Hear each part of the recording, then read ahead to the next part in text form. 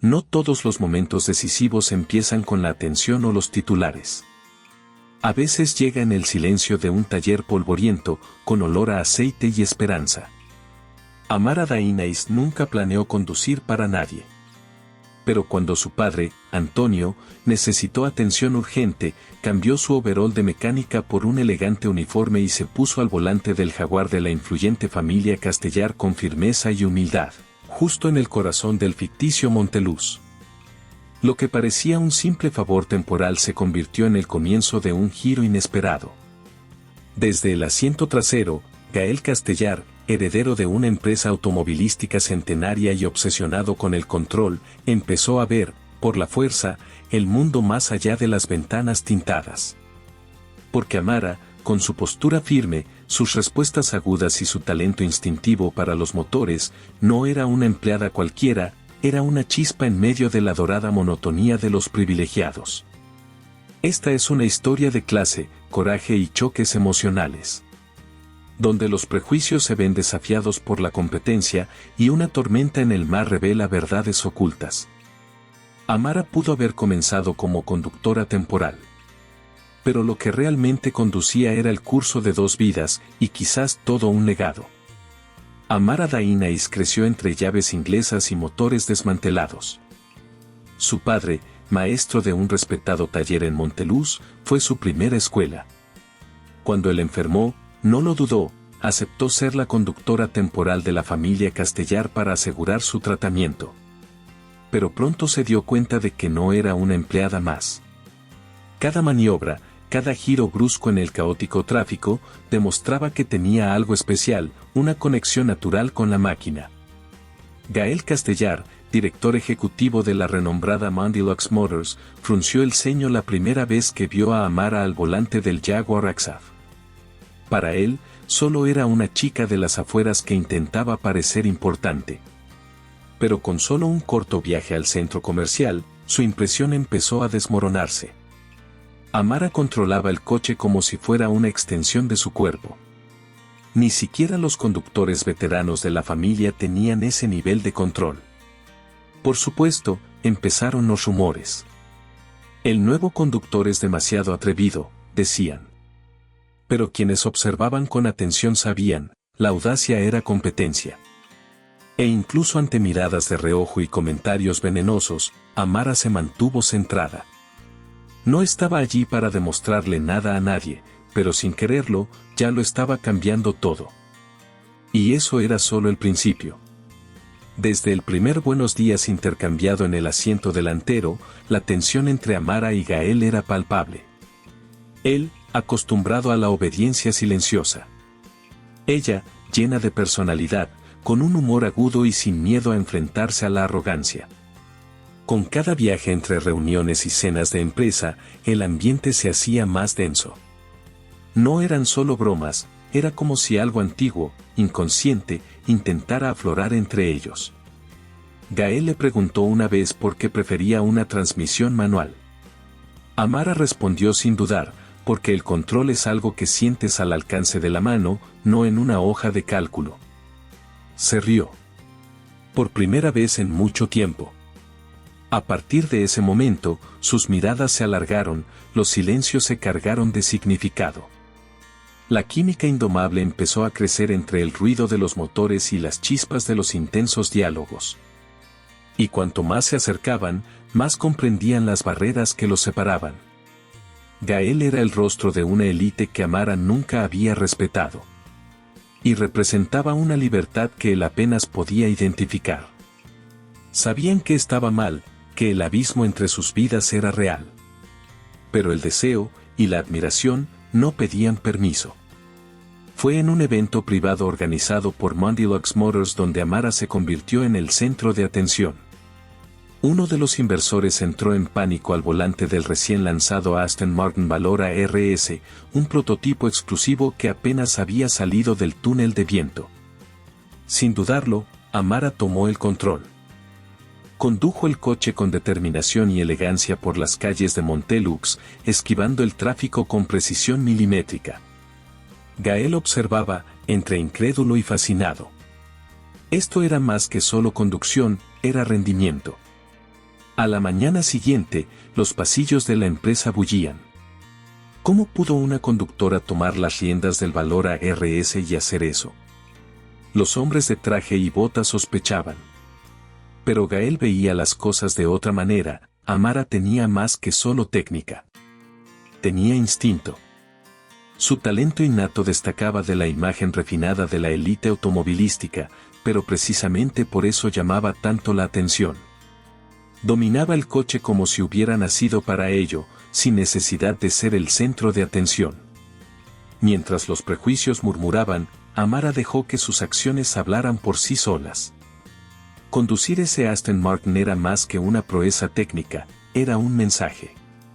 Puede que no tuviera pedigrí, pero tenía mérito. Y sin saberlo, ya había roto el techo de cristal que muchos no se atrevían a enfrentar. La presencia de Amara en la rutina de la familia Castellar empezó a molestarlos, y mucho. Sobre todo a Roberta Lenz, consejera personal de Gael y guardiana informal de los códigos de la élite. Roberta no ocultó su desprecio. No encaja en este ambiente, dijo entre sonrisas venenosas y órdenes pasivo-agresivas. Lo que no esperaba era que Amara tuviera argumentos tan afilados como su barra de hierro. Incluso después de ser reasignada para acompañar a doña Yolanda, la matriarca de la familia, Amara siguió causando revuelo. Su actitud directa y sin afectación convenció a la dama, quien comenzó a preferirla a los aduladores habituales. Esto irritó a Roberta y desató discusiones entre bastidores. Amara, incluso bajo presión, mantuvo la frente en alto. No era arrogancia, sino conciencia de quién era y de dónde venía. Las tensiones no se limitaban a la empresa. Dentro de Montelux, la dirección empezaba a notar que Gael era diferente. Más abierto, más inquieto. Y la razón tenía nombre y apellido. La presencia de Amara afectaba no solo al director ejecutivo, sino a todo el sistema que representaba. Y el choque entre mundos apenas comenzaba. La invitación parecía formal, una noche en el yate Aurora de Plata, anclado en Alto do Marfim, para celebrar los nuevos contratos de Montelux. Amara dudó al principio. Pero la insistencia de doña Yolanda y la curiosidad contenida de Gael la convencieron. En la cubierta iluminada, bajo el cielo amenazador, sus miradas decían más que cualquier brindis. Y en el silencio entre una canción y la siguiente, casi se besan. Casi. Pero el destino es experto en ironías. Una tormenta repentina provocó una avería en el sistema de navegación del yate. Sin dudarlo, Amara bajó a la sala de máquinas y, bajo la lluvia, con herramientas improvisadas, estabilizó el generador auxiliar. Mojada, sucia y exhausta, regresó a la superficie con la misma facilidad con la que se sirve café.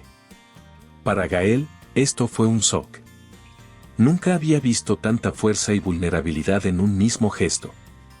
La noche continuó con menos glamour y más verdad. Sentada en un rincón apartado, Gael quería saber por qué nunca aceptaba ayuda. Amara respondió, porque siempre cobran mucho cuando te la ofrecen gratis. Y allí, entre truenos y confesiones, nació algo más profundo que la atracción. Nació una conexión.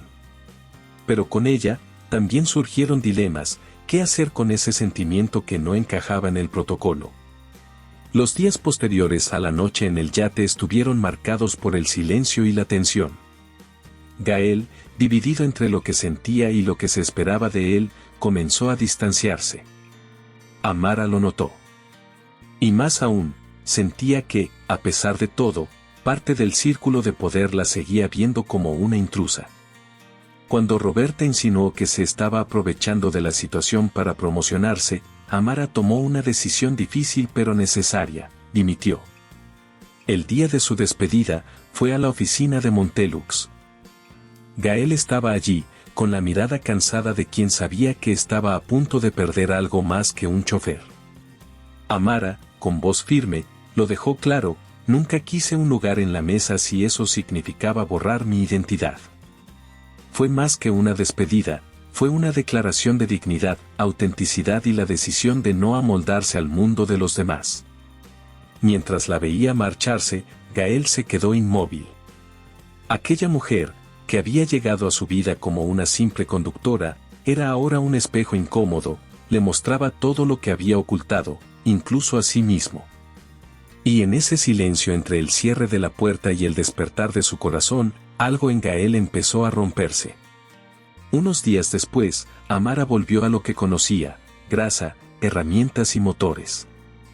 En el taller de Dainais, entre coches populares y camiones viejos, se sintió como en casa. Fue entonces cuando apareció Gael, sin chofer, sin traje y con una mirada menos altiva. Se acercó a ella con la misma inseguridad de quien está a punto de perder algo irrecuperable. En sus manos, un sobre con un nuevo proyecto y una petición: que volviera. Pero no como chofer. Gael reveló que, inspirado por ella, decidió crear el proyecto Zenite, un nuevo modelo Montelux con ingeniería accesible y diseño audaz. Y, además, despidió a Roberta tras descubrir un sabotaje interno. No solo formas parte de esto, Amara. Eres el punto de partida. Sorprendida, miró el papel con los bocetos y guardó silencio un momento. Su orgullo herido quería negarlo. Pero su corazón, que ya estaba a medio camino. Antes de irse, dejó una última carta, una invitación a la presentación oficial del auto en Bucios. Sin presiones. Sin obligaciones. Solo una oportunidad, para un nuevo comienzo, para el reconocimiento y, quizás, para el amor. Y allí, entre el ruido del compresor y el olor a aceite quemado, la decisión empezó a tomar forma. El salón de eventos en Bucios estaba abarrotado. Ejecutivos, ingenieros, inversores, todos esperaban otra presentación convencional de Montelux. Pero este año, algo fue diferente. Gael subió al escenario y, antes de que se presentaran datos técnicos, dio un discurso inusual. Habló sobre la inspiración, el mérito y cómo, a veces, las mejores ideas no nacen en laboratorios, sino en talleres sencillos. Y luego, señaló a Amara, entre los invitados. Vestida con una elegancia discreta, subió al escenario y recibió críticas diversas, curiosas, dudosas y algunas claramente suspicaces. Pero solo tuvo que abrir los diagramas técnicos y explicar cómo funciona el Zenit, con pasión, claridad y habilidad, para que la sala cambiara de tono. Esta mujer no era una estrategia de marketing. Era una auténtica profesional. El proyecto era audaz, funcional y sorprendente. Y tenía su ADN. Al final de la presentación, una ovación rompió la tensión. Los inversores, inicialmente reticentes, comenzaron a acercarse. El nombre de Amara resonó en los pasillos con respeto. Y Gael, a su lado, no pudo ocultar su orgullo. En ese momento, el pasado no importaba. El presente era suyo. Y el futuro, comenzaba allí. El éxito de Zenite conmocionó a Montelux e impresionó al mercado. Pero en cuanto surgieron los rumores de una relación entre Amara y Gael, los tiburones de la junta directiva comenzaron a presionarlo. Es incompatible con la imagen de la marca, dijeron. La amenaza era clara: o se distanciaba de Amara o perdería el apoyo de sus mayores inversores. Al enterarse, Amara no discutió, simplemente se marchó. Dejó una simple nota: mi amor no encaja en tu contrato. Días después, en una mañana dorada en Monteluz, Gael apareció frente al taller con lágrimas en los ojos y la corbata arrugada. Renuncié a la presidencia, dijo. Prefiero perderlo todo que vivir mintiéndome a mí mismo. Amara, entre sorprendido y aliviado, no respondió de inmediato. Pero su silencio ya era un entendimiento. No se trataba de resignación. Se trataba de elegir, finalmente, con el corazón. Esa mañana, sin público ni anuncio oficial, subieron juntos al coche. No era el Jaguar de la empresa, sino el viejo sedán de su padre. Y al abrirse el camino ante ellos, no había una ruta fija, ni se necesitaba ninguna certeza. Lo que tenían ahora era libertad, autenticidad y el uno al otro. Con el tiempo, el Zenite se convirtió en algo más que un simple coche, se convirtió en un símbolo de disrupción, audacia y equilibrio entre innovación y humanidad. Amara, ahora ingeniera jefa de su propia startup automotriz, comenzó a capacitar a jóvenes de las afueras de la ciudad para el mercado de la tecnología y el diseño automotriz. Gael, libre de ataduras corporativas, comenzó a apoyarla como socia, tanto personal como profesionalmente. El taller de Dainais cobró nueva vida. Ya no era solo un lugar para reparaciones, sino para ideas, reuniones y nuevos comienzos. La sencilla casa en la esquina de Monteluz empezó a recibir visitas de ingenieros europeos y periodistas curiosos. Pero el mayor valor que allí se producía seguía siendo invisible: el respeto, la autenticidad y la valentía de no rendirse.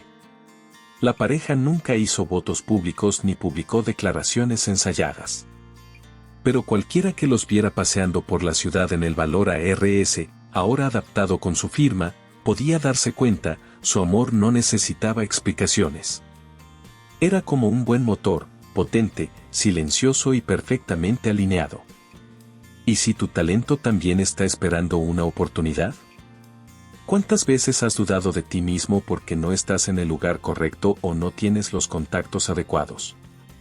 La historia de Amara y Gael nos recuerda que no es el punto de partida lo que define el destino, sino la valentía para seguir adelante incluso cuando el camino parece insalvable.